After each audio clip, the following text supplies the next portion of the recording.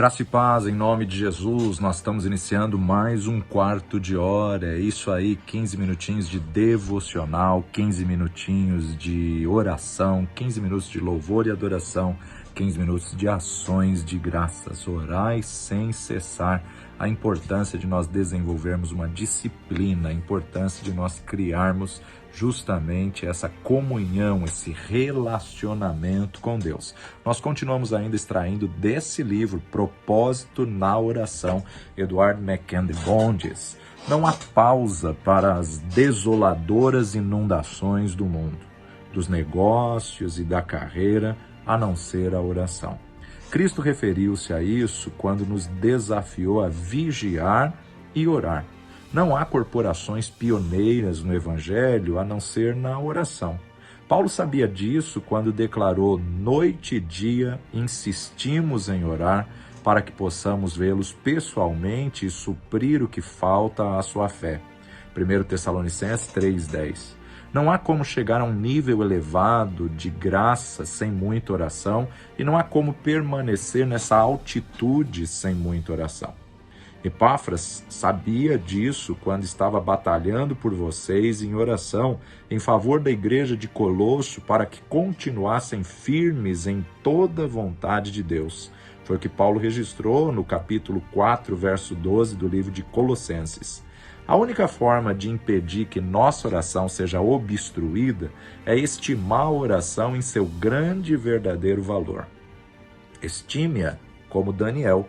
Quando Daniel soube que o decreto tinha sido publicado, foi para casa, para o seu quarto, no andar de cima, cujas janelas davam para Jerusalém, e ali fez o que costumava fazer.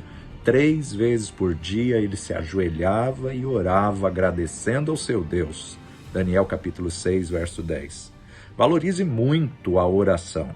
Assim como o profeta Daniel, coloque-a acima de lugar, honra, conveniência, riqueza e a própria vida.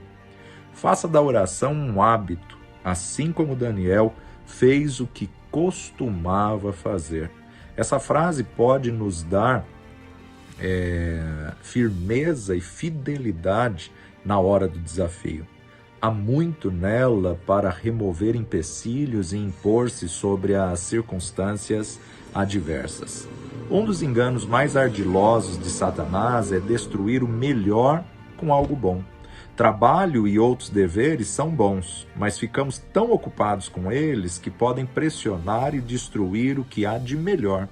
A oração sustenta a fortaleza de Deus. Se Satanás puder de alguma forma enfraquecer a oração, ele já conseguiu uma vitória. Quando a oração morre, a fortaleza é tomada.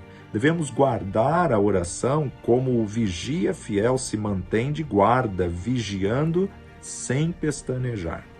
Não podemos mantê-la faminta e fraca como um bebê, mas sim vigorosa. Nosso quarto de oração, nosso quarto secreto, deveria receber o vigor da nossa força, nosso tempo mais descansado, sem horas restritas, sem interferências, sem pressa. Um lugar privativo e tempo suficiente são a vida da oração. Ajoelhar-se 3 vezes por dia e orar, agradecendo ao seu Deus como costumava fazer, é o coração e a alma da religião e forma em homens como Daniel um espírito muito excelente. Daniel capítulo 5, verso 12. Muito amado nos céus. Daniel 9, 23. A grandeza da oração, envolvendo como envolve o homem como um todo, em sua forma mais intensa, não acontece sem disciplina espiritual. Isso faz da oração um trabalho duro, e diante desse esforço consumidor e exigente, nossa indolência ou fraqueza espiritual se envergonha. A simplicidade da oração e seus elementos infantis, na verdade, acabam sendo um grande obstáculo para a verdadeira oração. O intelecto trava o caminho do coração, somente o espírito infantil é o espírito da oração. Não se trata de uma ocupação de férias para fazer do homem uma criança novamente. Na música, na poesia, na memória, ele pode desejar ser criança de novo, mas na oração ele deve de fato ser criança na realidade. No colo da mãe, sincero, doce, intenso, direto, confiante, sem sombra de dúvida, sem nada a esconder, um desejo que arde e consome é que só pode ser vocalizado pelo choro. Não é tarefa fácil ter esse espírito infantil na vida de oração. Se a oração nada mais fosse do que 1 hora no quarto, as dificuldades iriam se interpor e impedir até mesmo nessa hora. Mas oração é a vida por completo preparada para o quarto de oração. Como é difícil administrar a casa, o trabalho, todas as alegrias e as tristezas da vida com a santa atmosfera do quarto de oração. Uma vida santa é a única preparação para a oração. É tão difícil orar quanto viver uma vida santa. Nela descobrimos uma parede de exclusão construída ao redor do nosso quarto. Os homens não amam a santa oração porque não amam e não vivem uma vida santa.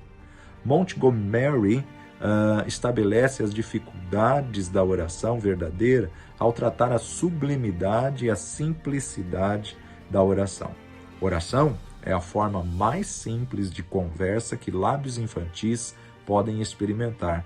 Oração é a forma mais sublime que alcança a majestade nas alturas.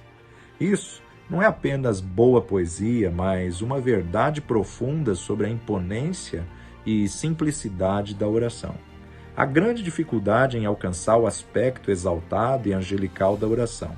A dificuldade de atingir a simplicidade dos lábios infantis também não é muito menor. A oração no Antigo Testamento é chamada de luta, conflito e habilidade. Vigor e esforço exaustivo estão envolvidos. No Novo Testamento, nós temos o termo empenho. Esforça-se ardentemente, eficácia, agonia, todos indicando o esforço intenso envolvido e as dificuldades superadas. Em nossos louvores, nós cantamos: que variados empecilhos encontramos para nos aproximarmos do trono da graça? Também aprendemos que os resultados da graça obtidos pela oração geralmente são proporcionais ao empenho em remover os empecilhos que obstruem a comunhão da nossa alma com Deus. Cristo contou uma parábola com o fim de que os homens deveriam orar sempre e nunca desfalecer.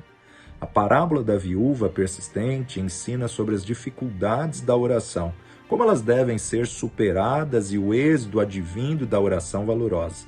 As dificuldades sempre tentarão obstruir o caminho para o quarto da oração enquanto for verdade. Que Satanás treme quando vê o mais fraco dos santos ajoelhado, isso é fato. A fé corajosa é fortalecida e purificada ao superar as dificuldades.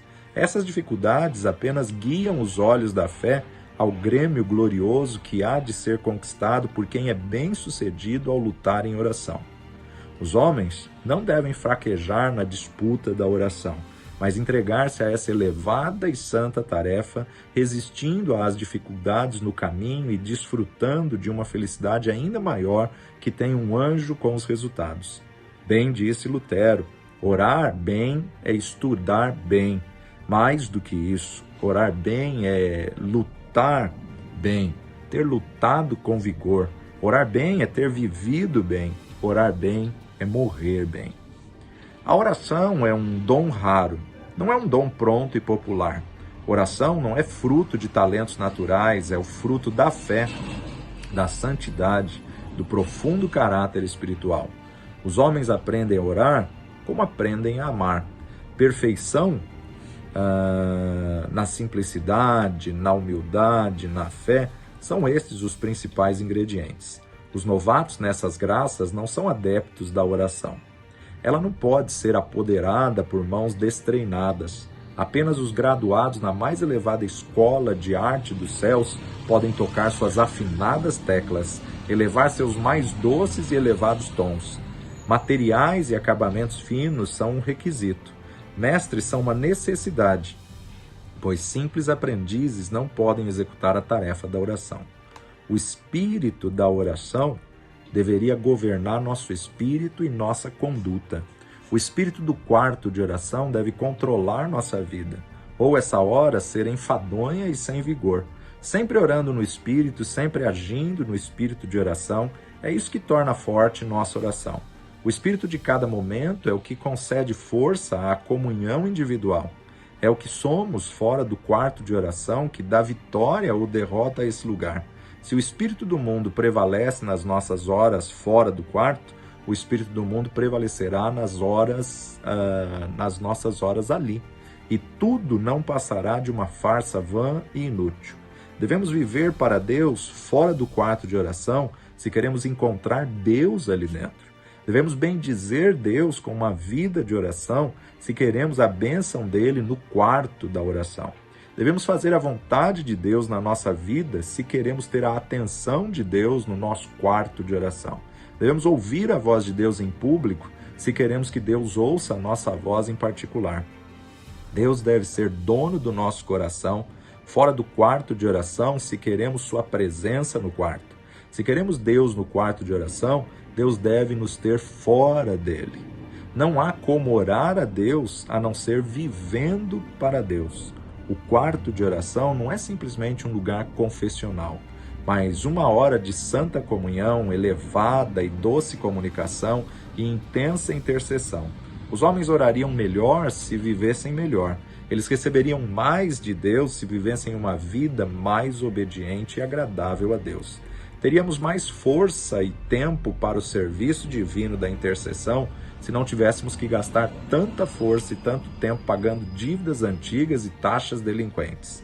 Nossos encargos espirituais excedem tanto nossos recursos espirituais que nosso tempo no quarto de oração é gasto em revogar um decreto de bancarrota, em vez de ser um tempo de grande riqueza espiritual para nós e para os outros. Nosso quarto de oração é tão parecida com a placa de sinalização fechado para reparos.